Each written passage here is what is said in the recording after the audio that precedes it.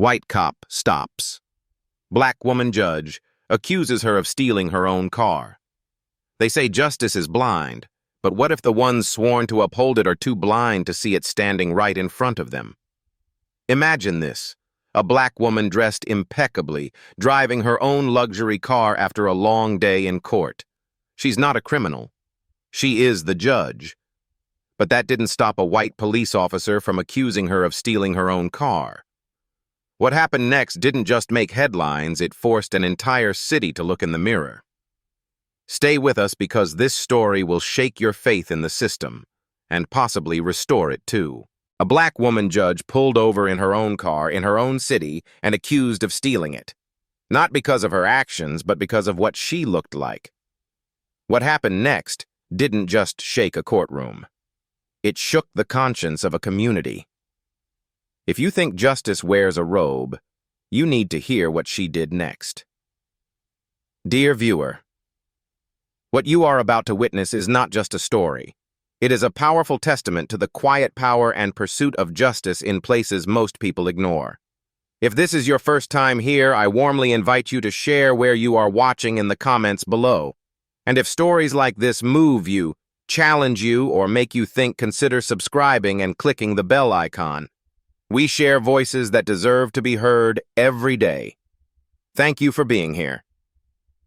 Now, let's get into the story. It was supposed to be an ordinary drive home. The sun had just begun its descent over Savannah, Georgia, casting long amber streaks across the cobblestone streets of the historic district.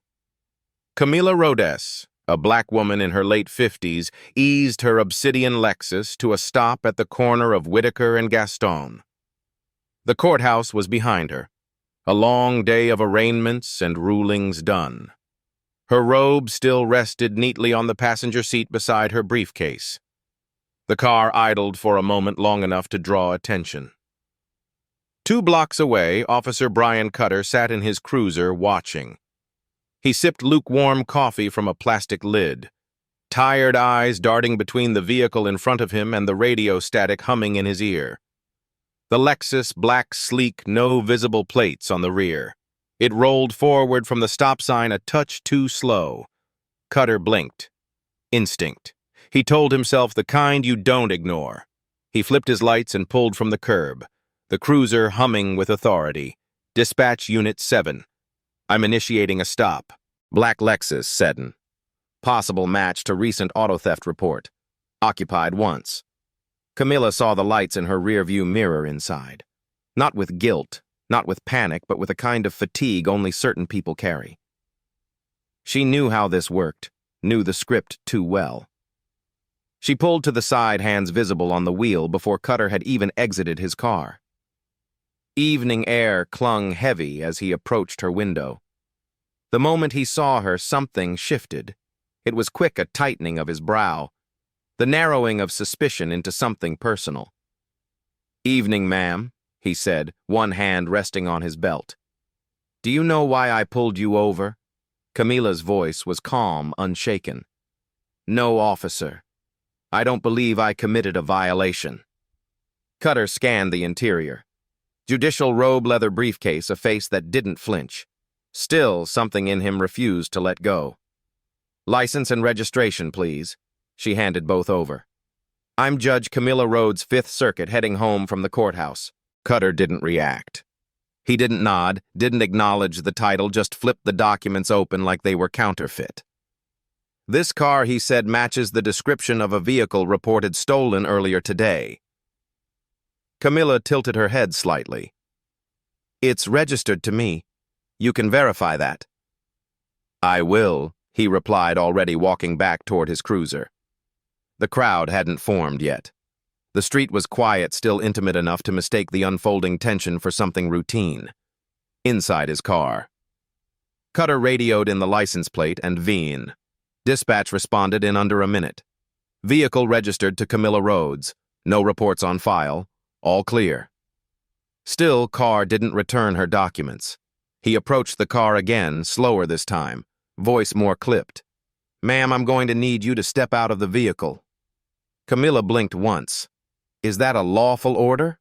Yes. Am I being detained? A pause. Just step out so we can clear a few things up. Her spine straightened. You've confirmed the car is mine. You've seen my identification. What exactly are we clearing up, officer, down the street? A teenager stopped walking, pulled out his phone. The red recording light blinked. I'm not asking, again, Cutter said. Camila spoke louder now, not aggressive but deliberate. This is unlawful. I have done nothing suspicious, and you have no probable cause. His hand hovered near his holster, not touching, but close enough to signal. Power flared in the air, sharp as static before a storm, and people noticed. She's a judge, someone called from across the street. Man, don't do this. But Cutter didn't move. Neither did Camila. A beat passed, then another. You're escalating this, she said, because I don't look like what you expect a judge to look like. The words weren't sharp. They were scalpel precise. And Cutter, exposed under a camera lens, now blinking steadily from the sidewalk, felt it. Another cruiser pulled up behind his officer. Maria Bennett stepped out. Late 30s white. Her ponytail swung as she walked toward Cutter, quickly surveying the scene. That's Judge Road, she muttered. What's going on? Possible match to a stolen vehicle, he mumbled. She's cleared. She's not cooperating. Bennett looked at him sideways. She's asserting her rights. There's a difference. Camila rolled down her window 2 more inches. Her tone cut clean through the humid air. Officer Bennett, I'm requesting to leave unless I am formally detained. Bennett nodded slowly. Ma'am, I'm sorry. I'll handle this. But Cutter wasn't done. He wasn't ready to let go. Not of the suspicion. Not of the authority. He took 1 step forward, his hand brushing Camila's doorframe. She exited the vehicle without raising her voice, not in retreat. In declaration, I know what this is, she said, and so does everyone watching. Phones were up now, 4, maybe 5. The air had shifted not with fear, but with witness. You saw a black woman in a luxury car, she said, standing still. Judicial robe visible in the passenger seat, and you assumed it couldn't belong to her. No one said that, Cutter muttered. You didn't have to. A ripple of murmurs moved through the small crowd. You knew who I was, she added. You just didn't believe I could be who I said I was. Cutter looked past her, now scanning the crowd for backup that wouldn't come. Bennett stood behind him, arms crossed. Camila's voice lowered, almost a whisper. You think this ends here, but it doesn't. Not for me. Not for you. Not for anyone watching. And then, like a judge issuing a verdict, she turned back to her car, retrieved her documents from his hand without asking, and stepped back into the driver's seat. She didn't speed off. She didn't look back. She simply pulled away, calm, intact, and carrying more truth than any badge on that street. The stop was over. But the story was just beginning. The morning after the stop, Camila Rhodes sat alone in her kitchen, the hush of dawn brushing against the windows. The house was quiet, filled with shadows, and the faint tick of the clock above the stove. Her coffee had gone cold, untouched. On the table lay her judicial badge, her Lexus registration, and a folded copy of the Savannah Times. The headline didn't name her, but the story was clear. Black woman judge detained in traffic stop raises questions about racial bias. She didn't need to read it. She had lived it. Across the city, Officer Brian Cutter reviewed his own report, searching for the right language to dull what the cameras had captured. He framed it around standard protocol, a reasonable match to a reported vehicle. Nowhere did he write what he saw when he first walked up to her window. Not a judge, not a professional, just a possibility he'd been taught to fear. Camila sat straighter in her chair, replaying his face in her mind, not in anger, but in study. Because this wasn't about Cutter alone. It was about everyone like him, everyone who looked at her and saw something less, something unearned, and still she hadn't yelled, hadn't flinched. That wasn't her power. Her power was in knowing exactly what she was worth, even when someone else tried to rewrite it in real time. Later that morning, she entered the Fifth Circuit courthouse not in silence, but in quiet purpose. The same halls she had walked for over a decade now felt different. Clerks glanced up longer than usual. A bailiff who had always greeted her with a smile looked away. Rumors travel faster than facts, and silence can feel like betrayal. She stepped into courtroom 4A, robe, crisp gavel in hand. Her docket was full. Cases of evictions, small claims, motions to suppress people who had waited weeks for their 10 minutes before a judge. She gave them her full attention, her full grace, because what happened on that street corner hadn't stolen her dignity. It had only sharpened it. But the tension lingered. Every knock of the gavel seemed to echo louder than before. Every glance from the gallery tinged with something unspoken. Midway through the afternoon, her clerk, a young white woman named Elle, leaned in and asked gently, "Judge Rhodes, are you okay?" Camila looked up steady. "I'm not broken. I'm not even bruised. But I am tired. Tired of being invisible and hyper-visible at the same time of earning every inch and still being asked to prove I belong." The weight of that landed heavily between them.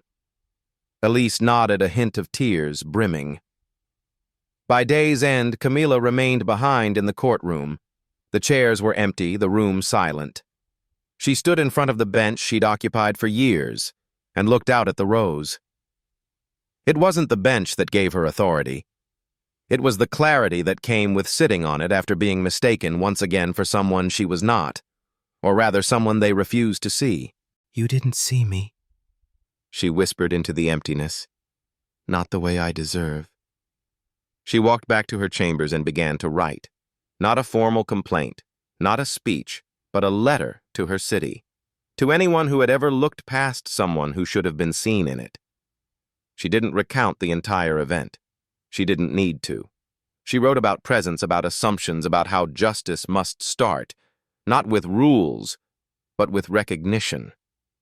Because when you fail to see someone's humanity, it doesn't matter how much they've achieved, you'll always find a reason to question their right to exist in a space they've earned.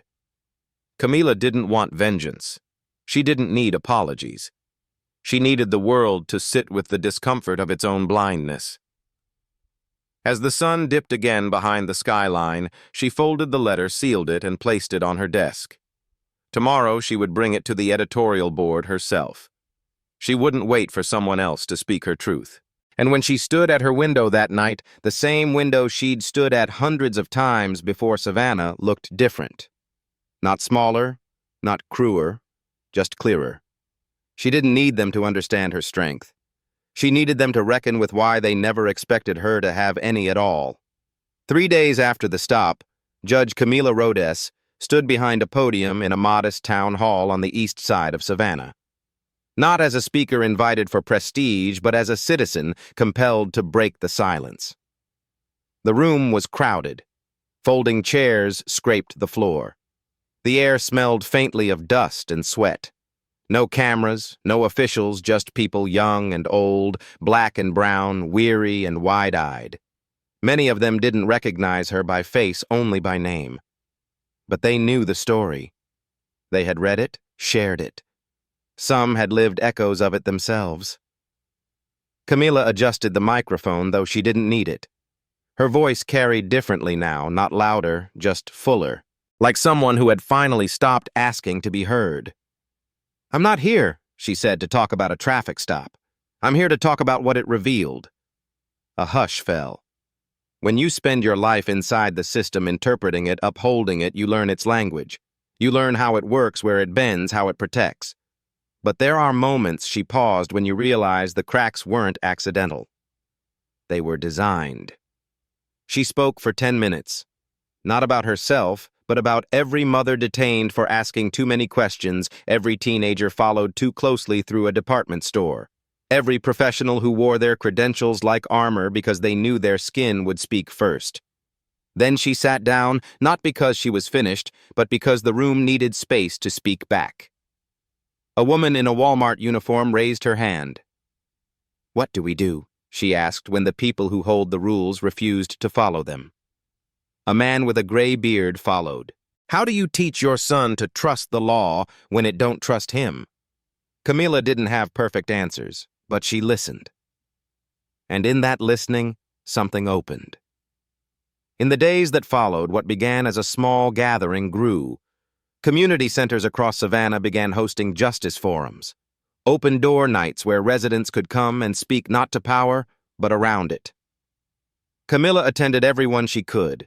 She didn't speak often. She didn't lead. She sat in the middle rows, eyes steady, absorbing every word. One teenager stood up and said, "I didn't know a judge could go through what I go through." Camilla met his eyes. "Neither did some of my colleagues," she answered. But the forums were more than stories. They became blueprints. People talked about training programs, accountability reviews, citizen oversight boards. A young organizer named Lena suggested creating a database of complaints, publicly accessible, regularly updated, not to destroy reputations, but to disrupt patterns. Camilla supported the idea but added something else. "We need education too, not just for officers, for everyone. For the teachers who overpunish black kids, for hospital staff who ignore pain reports, for landlords who lose applications."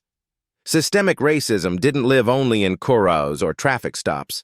It was in spreadsheets, policies, hiring decisions, neighborhood lines, and now people were naming it out loud. Meanwhile, inside the judicial branch, whispers turned to pressure. Some thought Camilla had gone too far by speaking publicly. Others called her brave. A few colleagues sent short, careful emails, "Thinking of you, appreciate your leadership." No one from the police department reached out, but the real shift came from the outside. In the week following the story spread, over 150 residents submitted written accounts to the Municipal Ethics Board, stories of stop searches, denied services, subtle humiliations. For years, these stories had existed in isolation. Now they had a container. Camilla read them all. One in particular stayed with her, a letter from a black attorney named Dinah, who had once been stopped outside a courthouse in Atlanta, briefcase in hand, and asked which defendant she was visiting. That moment the letter read, "Me, question everything I'd sacrificed to stand where I stood." Camilla saw herself in that. Not just the pain, but the betrayal. You work twice as hard, climb each rung with care, and still the system pulls you aside and says, "Prove it." That week she met with Judge Marquez, head of the Georgia Judicial Review Council. They spoke for over 2 hours. At the end, she made her request a statewide equity audit of courthouse procedures and personnel, starting with law enforcement interactions. He didn't promise action, but he promised not to bury it. Outside the formal channels, Camilla focused on something else: visibility, not of herself, but of others. She invited high school students to sit in on proceedings. She opened her chambers once a month to young law students of color, offering mentorship and transparency. She worked with a local filmmaker to begin collecting oral histories from everyday people who had endured institutional bias, creating a living archive of voices the courtroom had never heard. Because the system didn't just crack under pressure, it cracked when it was built without listening. And for the first time in years, people were starting to speak into those gaps. One evening, as she left the courthouse, a woman tapped her shoulder gently, middle-aged, well-dressed eyes brimming. "Judge Rhodes," she said. "I work in HR at the hospital down the road. Last month, I saw security tail a black nurse through the lobby because they didn't believe she worked there. I didn't say anything, but after what happened to you, I filed a report. I made them review the tapes. I don't know if it'll matter, but I couldn't stay quiet anymore." Camilla took her hand. "It matters," she said, "because silence is where injustice learns to breathe." They stood there, just two women on a street corner, the city around them humming as always. But something had changed. The traffic stop hadn't broken her. It had broken the myth of neutrality, the belief that the system untouched would somehow right itself. Now the cracks were visible, and light was finally getting in. The Savannah Police Department's briefing room had never been this quiet. Chief Alan Whitlow stood at the head of the long table, hands clasped, a man who once spoke with unquestioned authority, now feeling the ground beneath him shift. Before him were 24 officers, captains, lieutenants, and command staff. And projected behind him in looping silence was the body cam footage. The moment, the stop, the pause between Camilla Rodas stating her name and Officer Brian Cutter's hand resting casually, too casually, on the grip of his holstered weapon. The video had no narration, but it didn't need one. The story wrote itself in posture and pause, in suspicion and stillness. In the face of a woman who had spent her life interpreting the law now made to defend her right to exist within it. Chief Whitlow cleared his throat. "We're not here to discuss what the footage looks like," he began. "We're here to acknowledge what it reveals." No one spoke. No one dared. For years, the department had prided itself on progressive training and implicit bias seminars. They had the plaques, the press releases, the pilot programs. But none of that could shield them now, because what played on the screen wasn't a fluke. It was a mirror. And the reflection wasn't easy to accept. Brian sat off to the side, uniform, crisp expression unreadable. This was not his first time in a review room, but it was the first time he wasn't certain the shield of procedure would protect him. He'd written his report, filed it within the hour of the stop. Vehicle matched general description of a possible stolen car. Driver displayed unusual composure, potential evasiveness. He hadn't expected that report to go viral. He hadn't expected the driver to be a judge, and he certainly hadn't expected the world to take her side. Outside the department walls, something was brewing. Protests had formed, but they weren't loud or chaotic. They were steady, quiet, made of teachers, nurses, veterans, parents holding signs that didn't scream for punishment but for truth. Across the city, stories spilled open one by one. A man described being cuffed outside his own home for matching a description. A woman recounted being followed through a high-end department store only to find herself cornered by plainclothes security. A retired school principal told how he once had to call a white colleague to the courthouse so someone would believe he was there for jury duty. Camilla watched this unfold not from a distance, but up close. Her chambers became a makeshift command center, not of power, but of purpose. She read emails, sat with residents, took calls from young attorneys who had once believed decorum was enough to protect them. But it wasn't about her anymore. She understood that she was simply the flashpoint, the face the mirror reflected back at the system. At a press conference days later, Camilla stood behind a wooden lectern, a single sheet of paper in her hands. "I did not ask to be a symbol," she said, eyes steady. "But I will not refuse the responsibility that's been placed in my hands. Because if a judge can be profiled, it means the cracks in this system are deeper than any of us have wanted to admit." She called for accountability not just of Officer Brian Cutter, but of every department whose procedures left room for gut instinct to overpower facts. She proposed mandatory transparency in stops involving public officials, not to elevate them, but to spotlight how even power can't protect when prejudice is involved. That same day, the City Council voted unanimously to launch an independent review board. It wasn't enough, but it was a start. Meanwhile, Officer Brian Cutter was summoned to appear before an internal ethics committee. He walked into the hearing with his lawyer beside him, a carefully pressed suit replacing his uniform. The room was sterile, the kind where truth can suffocate under the weight of bureaucracy. Camilla did not attend. She didn't need to. The evidence spoke louder than she ever could. Still behind closed doors, she knew what they would say, that he followed protocol, that his concern was justified by the situation, that her calm demeanor was interpreted as potential concealment. That's how systems protect themselves, not by denying facts, but by distorting context. But this time, the context had already escaped containment. In a closed session, one committee member, a former federal prosecutor, posed a single question to Brian. "Would you have stopped her if she were white?" Brian blinked. "I can't speculate." "You don't need to," the prosecutor said, "because you already did." Outside reporters waited, not for scandal, but for clarity. Inside the courthouse, Camilla prepared for another hearing. A custody case, no cameras, no press. Just a grandmother trying to raise her granddaughter while battling red tape and exhaustion. Camilla sat on the bench, same as always. Robe heavy, mind sharp. But something inside her had shifted, because now she knew the bench did not shield her from the system's cracks. It merely raised her high enough to see how wide they ran. After court, she walked to the clerk's office and signed the final paperwork launching a new initiative, the People's Record. A digital archive of courtroom interactions, anonymous, verified, voluntary. A place where defendants, plaintiffs, witnesses, and visitors could share how they were treated, not just what was ruled. She worked with law students and retired judges to create guidelines not for punishment, but for pattern, because data tells a story systems can't ignore. A week later, the first results came in, over 700 entries in 5 days. Patterns emerged. Certain judges cut off female attorneys mid-sentence. Certain officers stopped black drivers 4 times as often in one district. Certain bailiffs refused to pronounce non-Anglo names correctly. It was the mirror again, and now everyone was forced to look. One evening, after a long day of court, Camilla walked alone through Forsyth Park.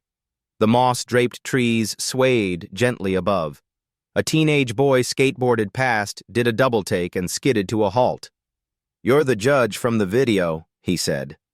She nodded. "My mom watched it 5 times, he said. Said it made her cry. Said she felt seen." Camilla smiled softly. "Tell your mom thank you." The boy hesitated. "Do you think it's going to change anything?" She thought for a moment. "I think mirrors don't change what they reflect," she said, "but they force people to decide if they're okay with what they see." He nodded slowly, then pushed off again. Camilla stood beneath the Spanish moss, the night air thick with questions the system could no longer ignore. Because what had been exposed wasn't just one officer. It was every assumption, every shrug, every silence that had let it happen. And now those who turned away for too long were staring into the mirror. And for the first time, it was staring back. The day began like most others with a humid hush hanging over the city of Savannah. But something in the air was different. An electric stillness, like the moment just before thunder cracks. Outside the Cadam County Courthouse, people gathered without being summoned. No formal announcement, no official rally. Just word passed from neighbor to neighbor, inbox to inbox. Today, she returns. Judge Camila Rodes arrived just before 900 a.m. Her silver-trimmed robe folded neatly over one arm, the other clutching a single manila folder. She parked her car, the same black vehicle that had once been treated like evidence, and stepped out with a composure so rooted it felt like an answer to a question the city had been asking for years. By the time she reached the courthouse steps, they were lined with faces familiar, new, skeptical, reverent. A young girl with braided hair held her mother's hand tightly. An elderly man in a crisp Sunday suit nodded slowly as she passed. Even some city officials stood in silence, not to be seen but to witness. Camila didn't pause for the cameras. She didn't wave. She walked inside. The courtroom was already filled, but not just with lawyers and court clerks. There were teachers from the local high school, law students from the University of Georgia, a bus driver who had taken a personal day, an artist who'd painted her portrait from the live stream footage and left it unsigned at her chambers. All of them sat not as spectators, but as reminders. At exactly 9:30, Camila stepped to the bench. No bailiff announced her. No gavel tapped. She simply looked up and began. "For those of you expecting business as usual," she said, voice clear, "you may be disappointed. Today we begin with acknowledgement." The room leaned in. Justice by its nature does not exist in theory. It lives or dies in the daily decisions of those entrusted to carry it. I stand here not as a symbol but as evidence. Evidence that even the robes we wear and the oaths we take do not shield us from the weight of perception, from the consequences of assumption. She let the silence hang thick and breathing. I was stopped. I was doubted, and I was not alone. Then she pulled from the folder a stack of printed pages, the first official report from the People's Record. She read excerpts aloud. No names, just truths. A public defender whose client was referred to as that one instead of by name. A court interpreter told to hurry up while translating a child's abuse testimony. A disabled woman denied a seat in a holding cell because she didn't look handicapped. Each voice echoed, each sentence pressed. "This record is not to shame," Camilla said. "It's to remind us who we serve." In the back of the room, Officer Marin Alcott, a quiet patrol woman who had once hesitated to speak against her own captain, lowered her head and wept softly, not from guilt, but from recognition. Outside, more had gathered. The sidewalk filled shoulder to shoulder. A woman from Charleston held a sign that read, "I see you, Judge Rhodes." A teenage boy wore a T-shirt with her silhouette and 3 words underneath: respect, regardless, always. And then came the moment no one had planned. One by one, people in the courtroom began to rise. No cue, no music, no coordinated movement, just motion born of reverence. A young black woman stood first, an aspiring law student who'd watched Camilla's story unfold like a reflection of everything she feared and hoped. Then, a Latino court translator. Then, a white male beef who had served under 3 different chief judges and never seen a courtroom rise without being asked. They stood for her, but also for themselves, for what they believed justice should look like, sound like, feel like. Camilla didn't ask them to sit.